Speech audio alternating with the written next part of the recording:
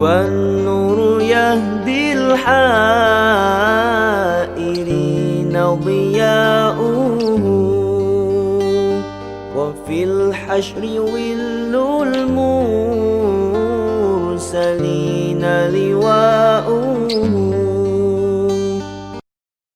Nah, yang hilang dari peradaban modern adalah Allah itu tidak begitu hadir di hati kita. Saya sering cerita di mana-mana, teks hadis itu sebenarnya berbunyi gini, ini hadis sahih. Mangka na yu'minu billahi wal yaumil akhir fal yukrim jarohu. Ada yang fal yukrim jarohu doifahu, ada yang fal yakul khairan aul yasmut. Siapa yang iman dengan Allah dan Rasul maka harus memuliakan tetangganya, memuliakan tamunya. Dulu itu ada seorang ulama dipanggil anak muda, dibully dari sekarang. Wahai kiai, datang ke rumah saya. Datang kiai itu. Setelah sampai ke rumah orang itu, silakan kiai kembali ke rumahnya. Saya tidak butuh kiai. Kiai itu dengan riang kembali. Setelah di rumah dipanggil lagi. Pak Yai, silakan datang ke rumah saya. Datang lagi. Ya senyum-senyum kiainya santai. Wah, nggak jadi butuh Pak Yai. Silakan kembali lagi. Sampai 3 kali. Oh itu kalau rektor digitukan marah itu. Dosen marah. Kiainya santai. Santai, senyum-senyum, rileks. Ketika ditanya, kenapa Pak Yai tidak tersinggung? Jawabannya unik. Anak muda, saya ini senang sekali nuruti perintah Allah, disuruh menghormati tetangga. Sehingga ketika Anda manggil, ya saya datang. Ketika Anda nyuruh pulang, ya saya pulang. Saya senang sekali nyenengkan tonggo. Dan itu perintah Allah, jadi tidak ada hubungannya dengan kamu. Wah, pemudanya nangis minta dimaafin. Kalau kita kan enggak, kita ini dosen, kiai, mungkin kita doktor, mungkin kita profesor. Tapi kita ini sering didikte oleh orang bodoh. Kalau orang bodoh itu jengkel, lo kita ya jengkel. Lo kamu jengkel, dijengkelkan orang bodoh itu namanya terdikte. Itu bodoh apa pinter? Oh itu tidak pinter sama sekali. Kalau betul-betul kamu pinter, hanya bisa didikte oleh Allah Subhanahu wa Ta'ala. Jadi antara hukum Allah apa? Wa ahsin man asa'a ilaika, berbuatlah baik sama orang yang berbuat buruk sama Anda. Itu dikteannya Allah. Kalau dikteannya orang-orang bodoh kayak dimangkel ben mangkel, terus kamu mangkel. Itu bodoh apa pinter? Nah, problem kita kekinian adalah wong pinter wong bodoh itu podo-podo bisa didikte oleh sekelilingnya. Terus karuan wataknya perempuan seperti itu, wataknya anak-anak seperti itu, kita didikte. Anak-anak jengkelin kita mangkel, berarti kita didikte oleh orang bodoh. Makanya agama itu unik, kadang ngendikan wa ahsin man asa'a ilaika, kadang wasil man qata'aka, sambunglah orang yang memutus kamu. Karena dengan demikian kita hanya didikte oleh Allah Subhanahu wa Ta'ala, bukan didikte oleh hukum sosial. Cara Jawane nak ngapiki tangga sing apik akeh tunggale. Berbuat baik sama yang berbuat baik pada kita itu mbok orang fasik ya seperti itu, maling ya seperti itu, sama. Tapi kalau berbuat baik sama orang yang berbuat jelek sama kamu itu baru luar biasa. Dan memang teksnya hadis wa ahsin man asa'a ilaika, berbuat baiklah sama orang berbuat buruk sama kamu. Jadi nggak boleh orang didikte.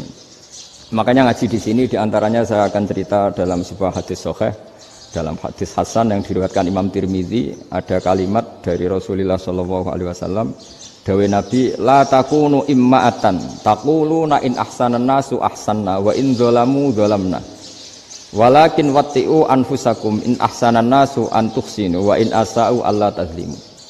Kamu jangan jadi orang yang mudah diombang-ambingkan oleh orang sekeliling kamu, yaitu kamu mengatakan jika orang baik ke saya akan baik, jika orang buruk ke saya juga akan membalas buruk. Itu namanya Anda didikte. Tapi berkomitmenlah kamu akan berbuat baik meskipun orang lain berbuat buruk. Nah sekarang logika sosialnya begini. Kalau di Indonesia itu ada 1000 kiai, ada 1000 profesor yang ingin membenahi Indonesia. Rata-rata orang awam itu semau gue. Terus mereka mendikte kita. Perilakunya agak simpatik, perilakunya jengkelin. Terus 1000 profesor ini ikut jengkel. Itu kira-kira jadi solusi apa goblok bareng ya?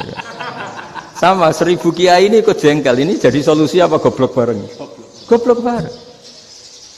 Nah problem sekarang kita ini biasa didikte orang bodoh. Nah makanya ciri khas orang muslim itu kata Nabi, mangkana yu'minu billahi wal yaumil akhir. jadi baik tetangga karena perintahnya Allah dan Rasul. Pentingnya apa? Bedanya karena berbuat baik ini perintahnya Allah, mbok tangga apik lah kita tetap apik karena perintahnya Allah dan Rasul. Begitu juga dengan hubungan dengan istri, dengan anak. Mbok bojomu lagi cerewet lah ya tetap apik. Karena dengan cara itu kita hanya tunduk kepada Allah dan Rasul. Tapi kalau kamu, istri saya kalau baik ya saya baik, kalau enggak ya enggak. Berarti Anda didikte oleh perilakunya dia. Itu latihan, ya kalau dalam bahasa pondok, latihan jadi wali itu yang paling berat itu. Nabi itu kalau sama orang munafik itu sabarnya Masya Allah. Padahal Nabi berso kalau orang itu orang munafik. Karena dengan cara seperti itu, bahwa kebaikan Nabi pada seseorang itu atas perintahnya Allah dan Rasul, bukan atas nama servis. Kalau Nabi hanya baik kepada Abu Bakar, itu mungkin orang bilang, wisadu nih wong Abu Bakar baik sama Nabi. Tapi kalau Nabi baik sama orang munafik, Abdullah bin Ubay bin Salul, itu kalau nggak perintahnya Allah dan Rasul itu nggak bisa. Nah ini cobalah berlatih seperti itu, sehingga kita tidak mudah didikte. Ya saya ulang lagi, nggak mudah apa? Didikte. Maka di antara kebaikan Allah dan Rasul adalah bahkan orang dolim saja diberi jatah rahmat. Makanya tadi seperti mukadimah yang dibaca Pak Haris tadi, agama ini rahmatan lil alamin. Orang yang dolim saja dapat jatah apa? Rahmat, apalagi yang soleh. Nah kemudian yang perlu dicatat, kenapa kita menjadi enjoy dengan Islam? Islam itu adalah agama yang tidak didikte oleh materi. Jadi kalau Anda ingin makan enak, mungkin kalau pikiran kebanyakan orang, anak-anak muda yang milenial, yang gaul, ingin makan enak ya makan yang disukai. Misalnya sate atau bakso Malang atau apa. Kalau orang-orang yang jadi wali gak gitu cara berpikir. Ini yang masih orisinil. Ditanya, ini dunia baru kesulitan makanan, baru resesi. Cara makan enak gimana? Jawabannya lucu. Ya gampang, idamuhu alju. Idam itu lauk. Kalau kamu ingin makan lauknya paling enak apa? Alju. Kamu harus lapar banget. Sampai kalau puasa itu melihat tempe itu wah luar biasa. Tapi kalau kamu nggak puasa, air putih itu nggak menantang. Tapi kalau puasa, tempe air putih itu menarik dan Anda tetap lahap. Apa? Karena lauk terbaik adalah alju, yaitu lapar. Nah tapi kita ini enggak, kita ini kayak orang bodoh. Kayak orang bodoh tadi, profesornya makan nyaman ya kalau sesuai selera. Nah itu kan sama dengan anak-anak ABG. Anak ABG itu makan lahap ya kalau yang disukai. Lalu bedanya apa ABG sama profesor? Kalau cara berpikir masih sama kan itu. Kiainya juga gitu. Kiai makan enak kalau yang disukai, kalau enggak. Lalu bedanya apa kiai sama orang awam? Orang awam juga gitu, makan lahap ya kalau yang disukai. Nah ternyata perilaku kita ini yang pintar sama yang bodoh sama maksudnya. Kalau kamu ingin berkasta lebih baik, itu cara makan enak itu apa? Idamuhu al-jur. Lauk terbaik adalah karena kita sangat lapar. Makanya masyhur dalam cerita-cerita tarikh sirah nabawiyah. Nabi diberi hadiah, beberapa hadiah. Di antaranya ada yang diterima, ada yang enggak. Termasuk yang dikembalikan itu dokter. Ada seorang raja memberi hadiah Nabi dokter Tobit. Itu sama Nabi dikembalikan. Karena dokter ini sudah lama kumpul Nabi itu gak pernah sakit. Akhirnya dokter ini putus asa, ini gak perlu diobatin. Ketika ditanya, kenapa ya Rasulullah engkau gak pernah sakit? Karena kita ini kaum, kita ini komunitas masyarakat yang tidak akan makan kecuali lapar. Dan kalau sudah makan berhenti sebelum kenyang. Jadi sederhana sekali pengobatan zaman Nabi. Sebagian besar penyakit itu pasti disebabkan kita ceroboh dalam hal makan. Sudah ngerti kalau durian masalah, kalau makan durian enggak kehitung gitu. Apalagi kalau gratisan itu tambah banyak gitu. Pola tidur juga gitu kata Nabi, dan kita tidak tidur kalau tidak sangat ngantuk.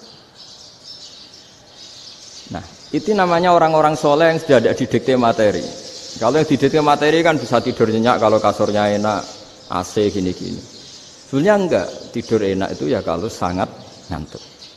Mbok di gudang, mbok di bis, kalau sangat ngantuk ya semuanya ya enak. Sama, mbok lapar, mbok hanya tempe, tapi kalau sangat lapar itu ya enak. Nah ini ilmu yang mulai hilang, ilmu-ilmu yang mulai hilang.